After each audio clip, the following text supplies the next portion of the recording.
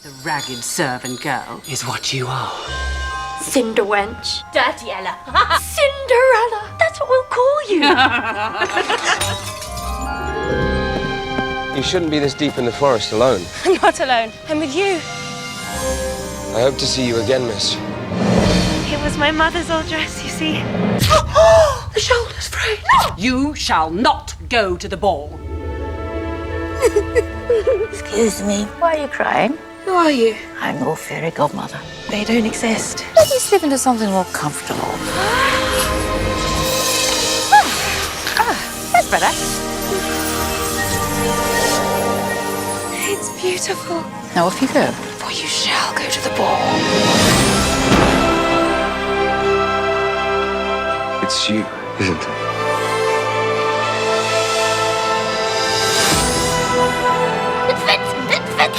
Oh, enough! Where there is kindness, there is goodness. And where there is goodness, there is magic.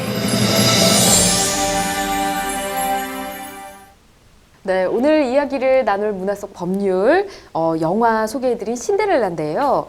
신데렐라 많은 분들이 알고 계신 것처럼 못된 계모와 또 계모가 데려온 언니들 사이에서 구박을 받으면서도 고운 심성을 잃지 않는 신데렐라가 궁정에서 주최하는 무도회에서 왕자와 사랑에 빠져서 계모와 언니들로부터 벗어나는 내용을 담은 동화입니다. 함께 이제 변호사님들과 보면서 좀 흐뭇해서 미소를 지으면서 함께 봤었는데, 자, 저희가 아름다운 이야기는 좀 여기까지 해야 될 것 같고 이제 좀 진지하고 잔인한 시간이 됐는데요. 이 법률로 동화를 다시 한번 재해석해 보도록 하겠습니다. 일단은 하나 확실하게 알겠는 게 학대가 있었습니다. 계모와 언니들에게 죄가 있다는 사실인데요. 학대 맞죠? 근데 학대를 한번 생각을 좀 해보면 네. 아동학대처벌법이라고 우리나라에 특별법이 있습니다. 그러니까 우리나라 법률로만 볼게요. 근데 네. 우리나라에 아동학대처벌법이 있는데 3조 1항에 아동에 대한 이제 개념이 나오거든요. 아동? 아동으로 한정돼 있나요? 아동이 네. 18세 미만으로 나오거든요. 아, 근데 신데렐라 나이가 몇 살일 것 같으세요? 신데렐라가 그래도 꽤 나이가 있을 것 같은데요? 신데렐라가 19세로 나오거든요. 그렇군요. 네, 예. 그래서 사실은 우리나라 나이로 치면 20에서 21세 정도 되잖아요. 아, 그래서 사실 아동학대 처벌법으로는 처벌이 불가능합니다. 오, 그래요? 그래서 이제 그러면 이제 형법상 학대죄에 해당이 되느냐? 예. 형법상 학대죄는 이제 자기의 보호 감독을 받아야 되거든요. 근데 계모는 좀 처벌이 될 것 같아요. 네. 왜냐하면 자기의 보호와 감독을 받는 신데렐라니까. 근데 계모가 갑자기 이럴 수 있잖아요. 아, 얘 성인인데 네. 무슨 나의 보호 감독을 받느냐라고 얘기하면 또 학대죄가 안 될 것 같아요. 그래서 오히려 이 경우 같은 경우에는 감금죄, 밖에 못 다니게 하지 않았습니까? 네. 그래서 감금죄나 아니면 의무 없는 행위를 하게 만드는, 폭행 협박을 동반해 가지고 의무 없는 행위를 하게 만드는 네. 강요죄가 성립할 수 있습니다. 근데 중요한 거는 이제 다중의 위력 3명 이상이지 않습니까? 네. 계모하고 그다음에 언니 이제 두 언니 명. 2명. 네. 그러니까 새언니 2명에 의해서 3명이서 이제 감금을 하고 강요를 했기 때문에 특수감금이나 특수강요죄.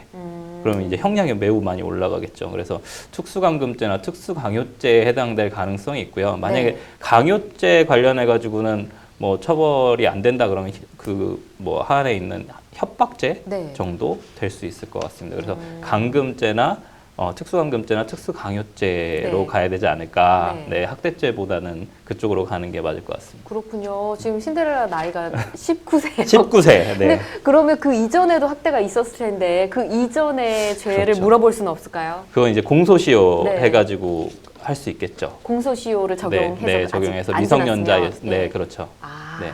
알겠습니다. 다양한 방법이 있네요. 네, 네. 자, 그러면 이제 계모니까 아버지가 재혼을 해서 함께 살게 된 경우지 않습니까? 그러면 근데 좀 보니까 그 계모가 데리고 온 딸들은 이쁘게 입고 잘 먹고 잘 자란 것 같습니다. 그러면 아버지께서 돌아가시기 전에 재산을 뭐 어느 정도 남겼을 거다 예측을 할 수 있는데 신데렐라도 나도 얼마 받을 수 있지 않나요? 라고 권리를 주장할 수 있을 것 같은데요.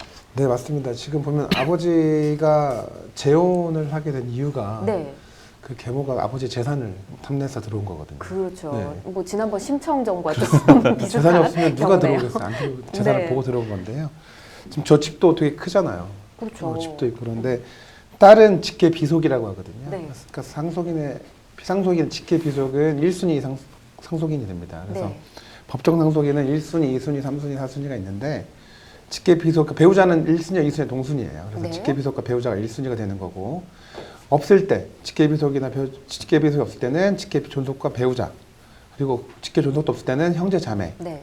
아니면 사순위는 사촌이 반결적 되는 건데 네. 이거는 선순위자가 있으면 밑에 후순위자는 못 받아가는 거예요. 네. 그러니까 직계 비속과 배우자가 없으면은 직계 존속으로 넘어가는 건데 지금 직계 비속이 있잖아요. 지금. 네. 그 1순위 상속권자가 됩니다. 그렇죠. 그리고 신데렐라의 어머니는 어쨌든 혼인 신고를 했으니까 예. 했다고 치고 했다 직접 치고. 했다 치고 안 했으면 상속권 없습니다.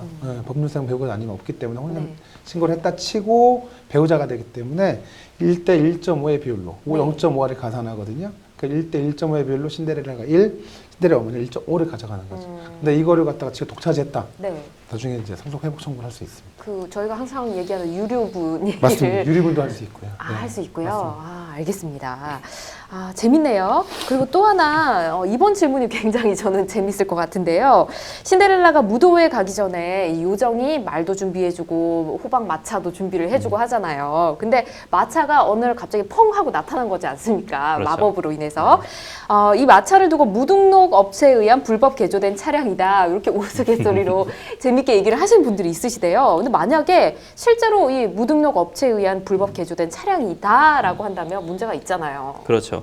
저희가 불법 개조를 이제 튜닝이라고 네. 하거든요. 그래서 실제로 법정 용어도 튜닝입니다. 그래서 그래요? 네, 자동차 관리법에 보면은 자동차를 시장군수구청장의 승인을 받고 개조를 하게 되어 있거든요. 네. 근데 이런 시장군수구청장의 허가를 안 받고 우리 신데렐라 동화에서 왕의 허가를 안 받고 네. 마차를 만든 거니까 그 경우에는 자동차관리법 제80조 제5의 2호에 따라서 2년 이하의 징역이나 2천만 원 이하의 벌금에 처할 수가 있고요. 예. 그 다음에 이제 이것을 알면서 운행을 한 우리 신데렐라가 되겠죠. 신데렐라 같은 경우에는 자동차관리법 81조 제19호나 20호에 해당돼 가지고 1년 이하의 징역, 300만 원 이하의 벌금에 처해질 수 있습니다. 그거를 운행을 했기 때문에, 운행을 했기 때문에 알면서도 불법 알면서도. 튜닝된 걸 알면서도. 오, 네. 그렇군요. 그래서 양쪽 다 처벌이 됩니다. 아, 그렇군요. 요즘 법으로 또 알아본 거기 때문에 이렇게 엄격한 겁니다. 그렇죠. 좀 동화니까 신데렐라는. 마법사도 처벌받고 신데렐라도 처벌받고. 그렇죠. 네. 근데 무도회에 참석했다가 아까 시간이 또 나왔었죠. 12시 되기 전에는 마법이 풀리기 때문에 그 전에 돌아와야 된다라고 얘기를 했었는데 유리구두 한 짝을 남기잖아요. 이후에 왕자가 그 유리구두를 들고 이제 집집마다 찾아다니면서 주인을 찾아다니게 되는데 그때는 뭐 인구가 많이 없었겠죠. 그러니까 발에 꼭 맞는 사람을 찾기 위해 애를 썼는데 혹시나 이게 내 구두다라고 거짓 주장을 하는 사람이 있지 않겠습니까? 이건 어떻게 그렇죠. 될까요? 있을 수 있죠. 일단은 거짓말을 한 거니까 예. 딱 떠오르는 게 바로 사기. 사기. 네, 사기가 생각나잖아요. 예. 사기는 거짓말을 했다라고 해서 처벌하는 범죄가 아니라 거짓말을 해서 그 사람으로부터 돈이나 네. 뭐 재산상 이익을 가져가야만 성립하는 범죄거든요. 네. 그래서 지금 왕자가 구두를 찾은 게 결혼을 하려고 하는 거잖아요. 그렇죠. 배우자로 삼기 위해서. 그거는 이제 뭐 재산상 이익이라 보기 어려우니까 사기는 네. 안 될 것 같고 만약에 이 유리 구두 주인에게 유리를 주겠다라고 예. 했는데 유리는 재산상 이익이 되니까 이 구두를 그냥 재물이니까. 단순히 찾아주겠다. 예. 주겠다고 해서 구두를 받아갔으면 예. 사기죄가 될 수도 있을 것 같아요. 그렇군요. 재물이니까. 구두는. 재물이니까요. 자, 그리고 마을 사람들도 아마 계모와 언니들이 신데렐라를 학대하는 사실을 알고 있었을 겁니다. 근데 뭐 남의 집 일이니까 모르는 척 그냥 방관을 하고 그냥 뒀을 수도 있는데 이런 상황들을 그냥 뭐 모른 척 두고만 봤다면 어떤 죄를 물을 수는 없을까요? 우리는 이렇게 방치하는 걸 방조라고 하거든요. 예. 방조죄, 뭐 자살 방조죄, 뭐 이런 것들 있지 않습니까? 방조라는 것은 사실은 이제 뭐 그냥 방치하는 게 적극적으로 방조하는 것도 있지만 소극적 방조도 인정이 되거든요. 네. 그래서 범죄 행위가 가능하도록 편의를 제공하는 행위들을 이제 방조라고 하는데 예. 그 소극적 방조가 성립을 하려면 직무상 의무가 있는 행위가 돼야 됩니다. 그러니까 뭐 예를 들어서 공무원이 동료가 있는데 동료가 횡령 범죄를 저지르고 있는데 네. 그 횡령 범죄를 그냥 방치한다거나 이런 거는 직무상 이제 윗사람에게 그러니까 상부에 보고를 해야 할 의무가 있는 직무상 의무가 있는 사람이 그 의무를 해태했을 때 네. 그랬을 때 이제 성립하는 게 소극적 방조거든요. 네. 근데 지금 같은 경우에 마을 사람들이 이제 신데렐라가 그러니까 뭐 감금되고 네. 강요되는 상황을 알면서도 이거를 그냥 소극적으로 방조했다고 볼 수 있느냐? 그러면 한마디로 의무가 있었느냐? 그걸 말릴 의무가 있었느냐를 따져봐야 되는 거죠. 그렇군요. 그런 상황일 때 예. 이제 이거를 사실은 우리가 착한 사마리아인의 법이라고 합니다. 그래서 실제로는 미국이나 프랑스나 독일이나 이탈리아 같은 나라에서는 착한 사마리아인의 법이 법률에 개정이 돼서 녹아 들어간 경우가 있는데 우리나라는 아직까지 그런 법이 없어요. 그래서 이것을 개인의 양심의 영역에다 놔두고 있거든요. 네. 그러니까 우리 요즘은 이제 사생활 침해라고 해가지고 내가 이렇게 살고 있는데 그걸 이래라 저래라 할 수 있느냐, 가정사에 왜 참견하느냐 이런 얘기들이 또 나오고 있기 때문에 실제로 이런 소극적 방조 행위에 해당되기는 좀 어려울 것 같고 네. 그 우선은 이제 또 만약에 마을 사람들이 문제 제기를 했을 때 신데렐라 어머니 계모가 네. 아니 그러니까 마을 사람들한테 방조죄를 물으려고 하면 이제 마을 사람들이 우리 말렸었다 네. 라고 하면은 사실 방조죄가 해당이 안 되거든요. 그렇군요. 그러니까 마을 사람들은 내가 신데렐라 괴롭히는 거 하지 말라고 계모한테 얘기했어. 근데 말렸었는데 나를 그걸 방조죄로 처벌한다니 그건 말이 안 돼. 이렇게 얘기를 하면 사실은 네, 구성 요건에 해당이 안 되는 거거든요. 그렇군요. 네네. 그래서 방조죄도 해당이 안 될 것 같습니다. 알겠습니다. 네네. 뭐 요즘 법으로 해석을 해보면 되는 것도 있고 안 되는 것도 있고 한데 동화를 또 이렇게 재해석해 보니까 재밌네요. 오늘 신데렐라를 법률로 재해석을 해봤고요. 시청자 여러분께서도 뭐 영화나 뮤지컬을 보다가 혹은 아이에게 책을 읽어주다가 이 부분은 법률로 재해석을 해보면 어떻게 될까 궁금하신 점이 있으시면 저희 법률방송 홈페이지에 그 궁금증을 남겨주시기 바랍니다. 저희가 변호사님들과 함께 재미있게 재해석을 해드리도록 할게요.